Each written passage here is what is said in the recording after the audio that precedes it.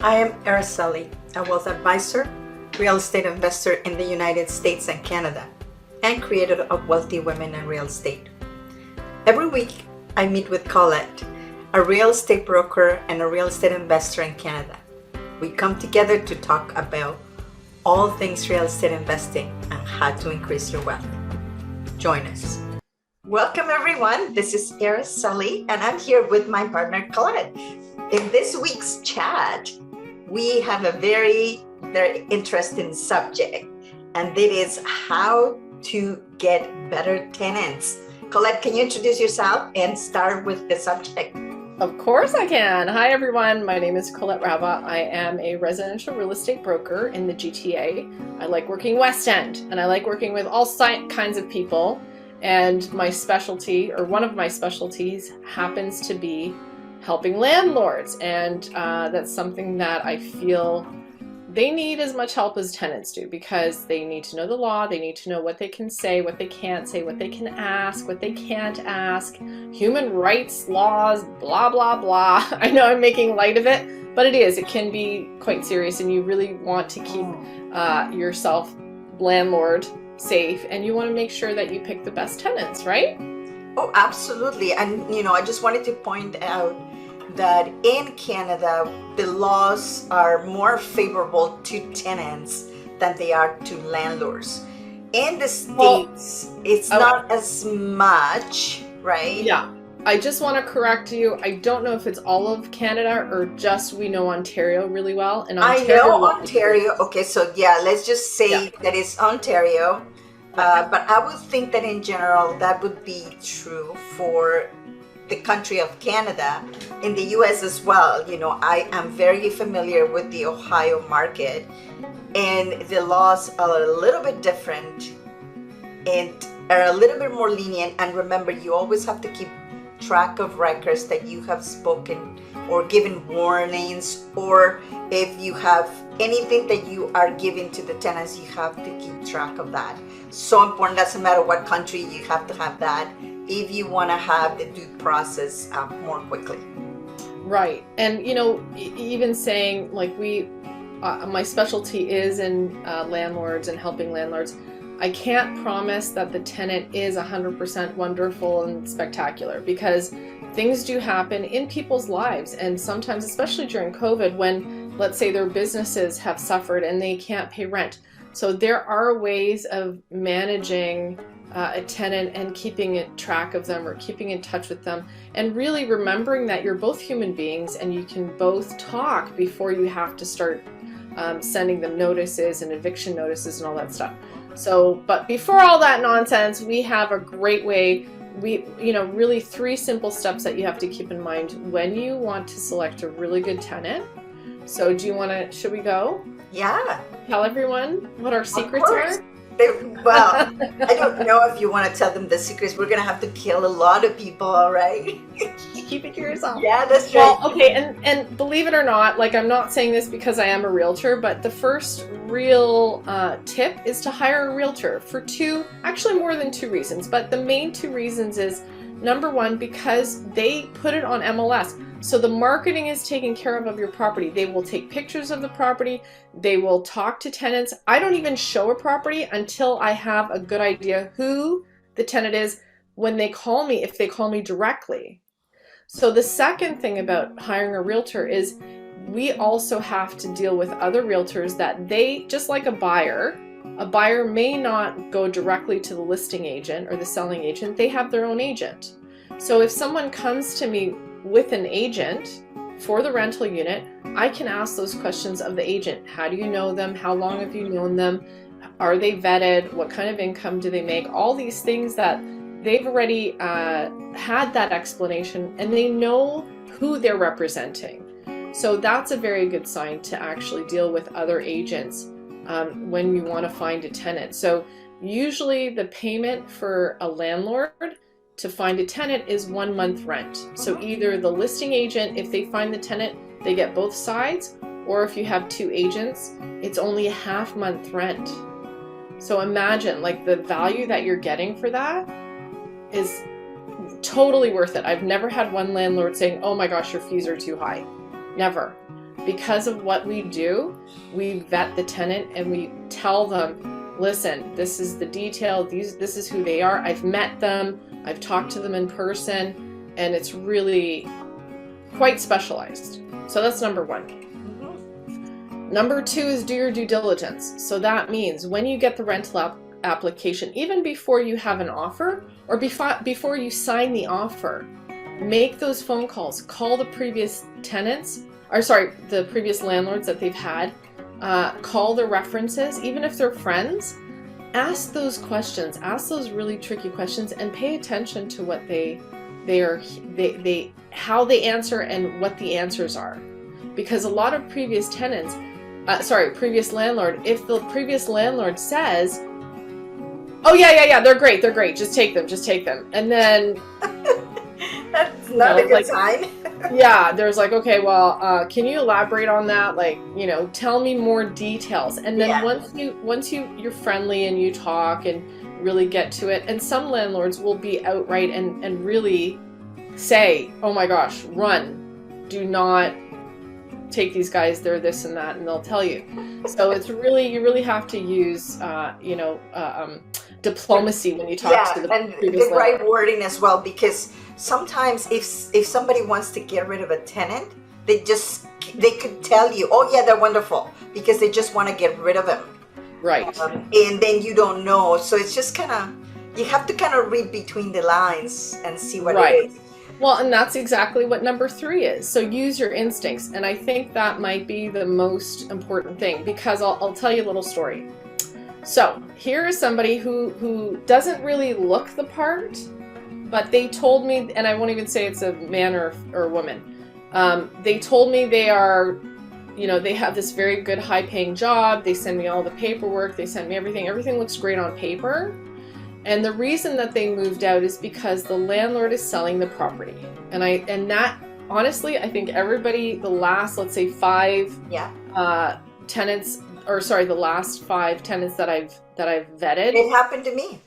Right, it happened to you too. So it's because the market is so hot that landlords are like, listen, I can make a ton of money. Why am I going to go and keep renting? I'm not going to see this kind of return for the next 10 years. So I might as well sell it now, have the cash in my hand, and do whatever with it and just get out of the market.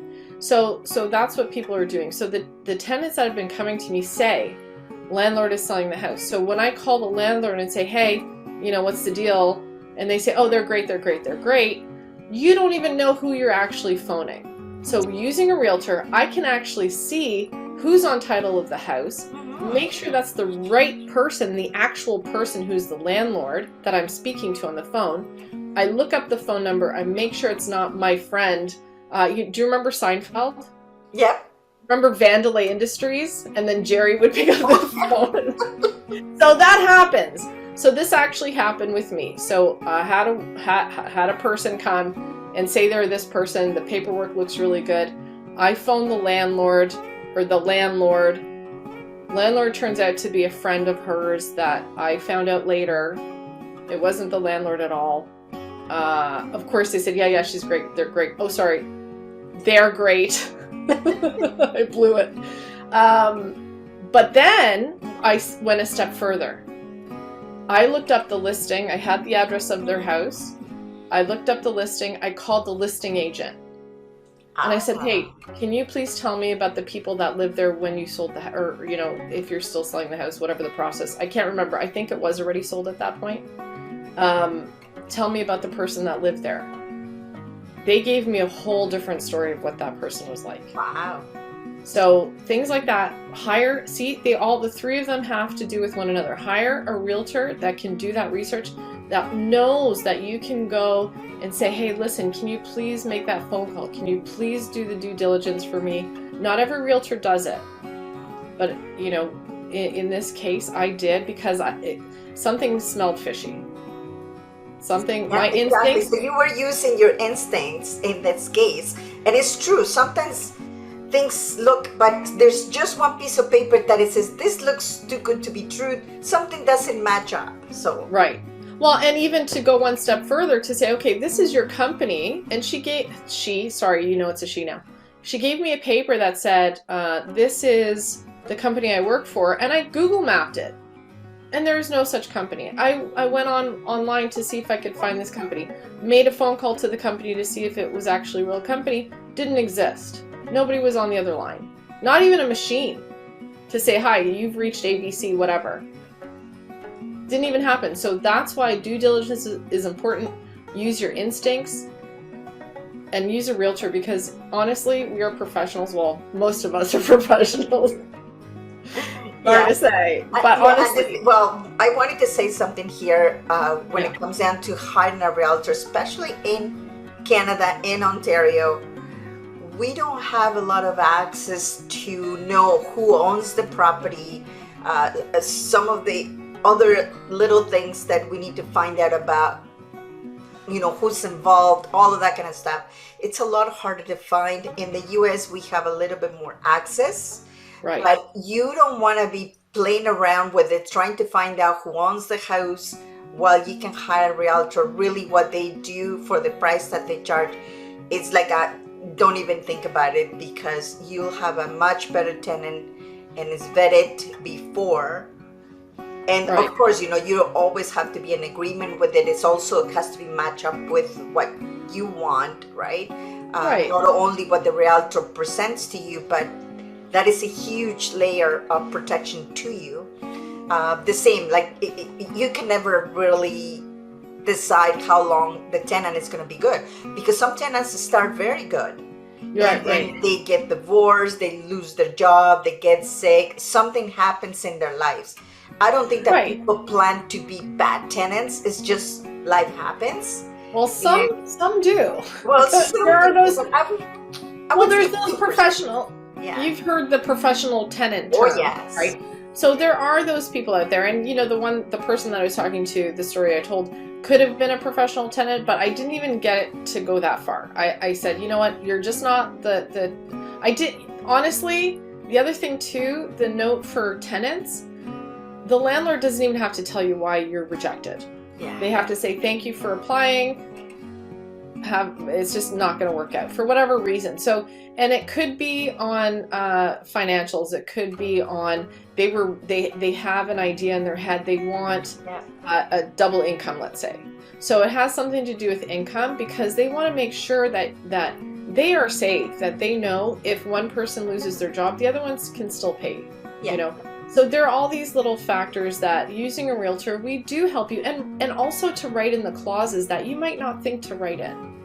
So also to explain what a guarantor is, if you feel that, I've had people where they're young people, or students as well, right? Yeah, to move in together because they want to afford the rent and they want autonomy from their parents. They just want to move out, but then they might need a guarantor. So how do you manage that? There are a lot of layers to tenant, really getting I want to say landlording, but I know people have a bad taste in their mouth when you say landlord. But honestly, if you have an income property, that's something that you have to deal with. If you're going to be a landlord, there are issues, and there are wonderful people out there. I was a renter for years. You were a renter for years. There are wonderful people out there that are renting, and they're fine renting. They make a ton of money. They just don't have the taste of having to fix this and do that and worry about taxes, and the ownership is not for them. They want to retire one day. They're saving their money, especially the way prices are these days. Yeah. They don't want to be indebted to a house. So absolutely. That. Well, Colette, you have a lot of information about this. So I know that you're preparing a workshop coming soon, right? Yeah, I'm very close. Okay, so tell us who this, what this workshop is for.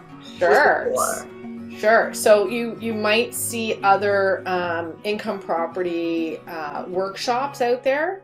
And what these workshops, and Araceli and I talk about this, because all these workshops, what they are saying are, they're usually an upsell to sell a package, or to sell more courses, or to sell extra kind of mortgages or something like that. So that's not the intent for my workshop.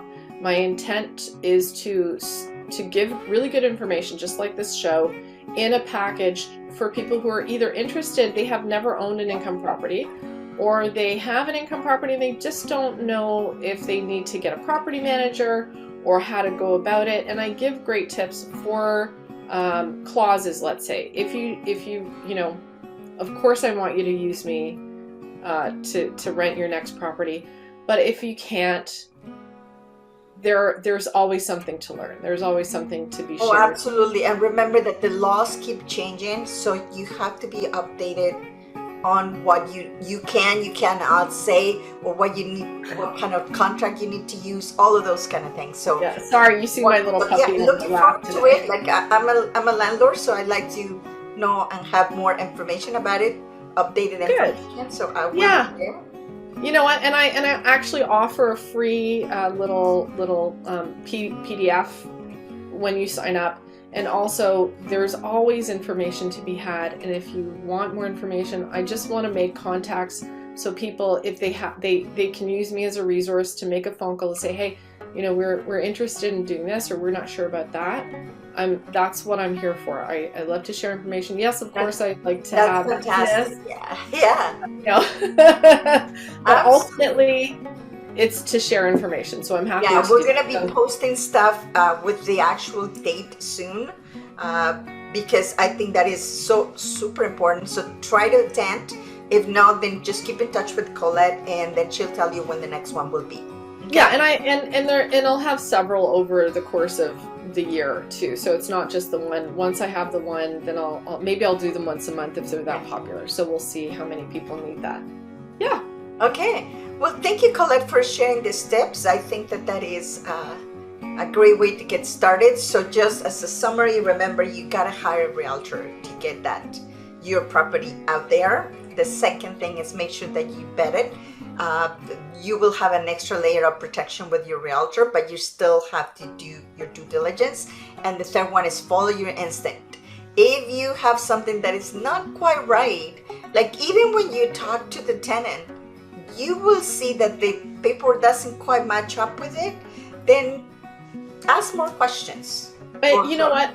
And the last thing I wanted to say was, I have landlords that say, before I sign anything, I actually want to meet them. Yeah. And that is wonderful because they actually see them in person. They know what kind of, they get the firsthand, one-to-one with that person to meet them, or the family that's moving into the property. So that alone is very, very good. And I really like that when my landlords ask that. And, I know you're both on your best behavior, but at least you can, look each other in the eye and say, oh, okay, we're human beings. We can have a conversation. I know who's going to move into my property. And it could be like your very precious property. It's not that, oh, it's just an income property and I don't care what happens. Mm-hmm. People do care about their properties. Of course. Yeah. And they want to know somebody who's going to be there to take care of it too. Yeah, so absolutely. Yeah. Well, thank you so much, Colette, and we'll see you next time. I'm looking forward to your workshop. Thank you. Bye. Bye, everyone. Thank you for being here on the show.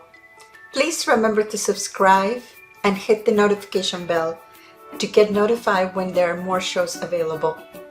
And if you would like to have more information on how to start investing in real estate, please visit my website at www.aracelihernandez.com. Thank you.